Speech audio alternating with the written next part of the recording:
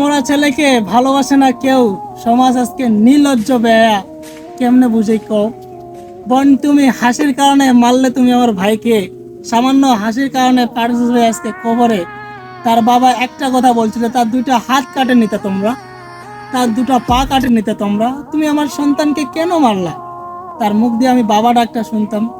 প্রবাসে কামলা দিয়ে কি কষ্ট করতেছে উনি, পড়াশোনা পাশাপাশি সব খরচ চালাচ্ছে তার বাবা, কিভাবে মারলে তোমরা বোন সামান্য কিছু হাসির কারণে?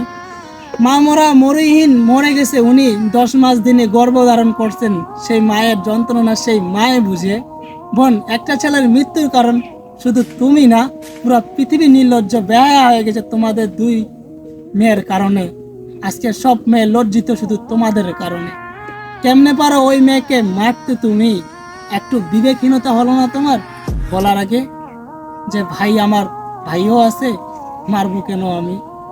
ছেলে যদি কামলা করে কারো গায়ে হাত তুলে না, সব পুরুষ এক না, সব পুরুষের বিবেকহীনতা এক না, তাই পুরুষ পুরুষকে কখনো মারতে পারে না, তেমন মেয়ে মানুষ হয়ে তোমরা কেমনে মারো বই?